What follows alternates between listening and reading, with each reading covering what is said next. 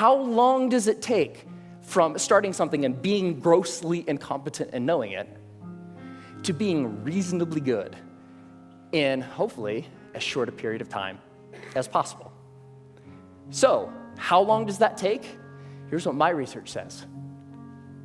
20 hours.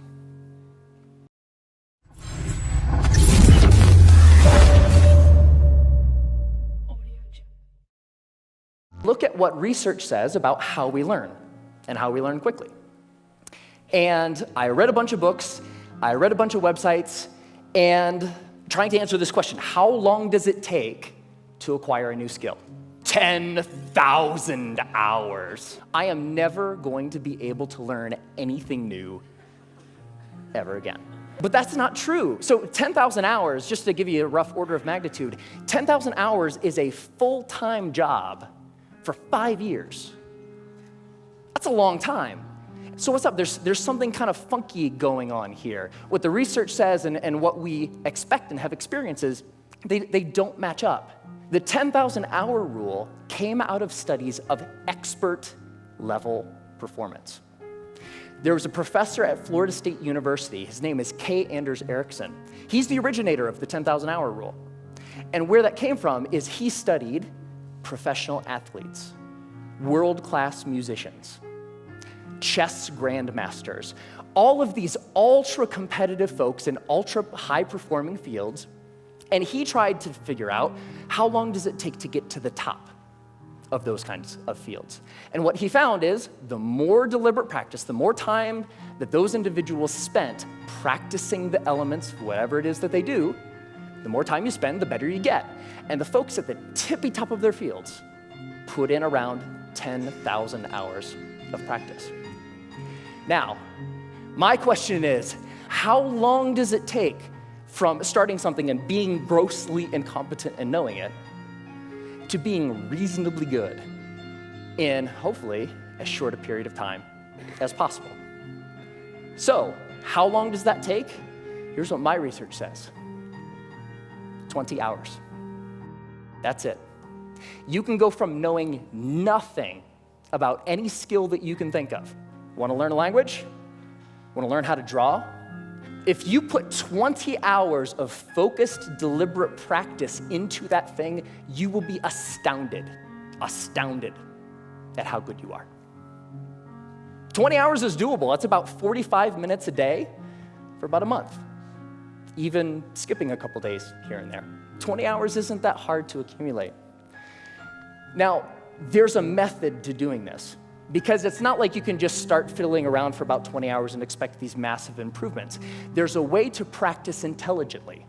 There's a way to practice efficiently that will make sure that you invest those 20 hours in the most effective way that you possibly can. And here's the method. It applies to anything. The first is to deconstruct the skill. Decide exactly what you want to be able to do when you're done, and then look into the skill and break it down into smaller and smaller pieces. Most of the things that we think of as skills are actually big bundles of skills that require all sorts of different things. The more you can break apart the skill, the more you're able to decide what are the parts of this skill that will actually help me get to what I want, and then you can practice those first. And if you practice the most important things first, you'll be able to improve your performance in the least amount of time possible.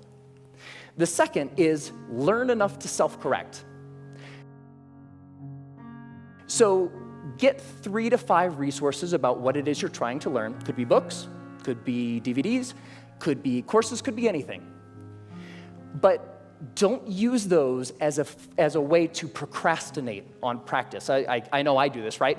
Get like 20 books about the topic. It's like, I'm gonna start learning how to program a computer when I complete these 20 books. No, that's procrastination. What you want to do is learn just enough that you can actually practice and self-correct or self-edit as you practice. So the learning becomes a way of getting better at noticing when you're making a mistake and then doing something a little different. The third is to remove barriers to practice. Distractions, television, internet, all of these things that get in the way of you actually sitting down and doing the work. And the more you're able to use just a little bit of willpower to remove the distractions that are keeping you from practicing, the more likely you are to actually sit down and practice, right? And the fourth is to practice for at least 20 hours. Now, most skills have what I call a frustration barrier. You know, the grossly incompetent knowing it part, that's really, really frustrating. We don't like to feel stupid. And feeling stupid is a barrier to us actually sitting down and doing the work. So by pre-committing to practicing whatever it is that you want to do for at least 20 hours, you will be able to overcome that initial frustration barrier and stick with the practice long enough to actually reap the rewards.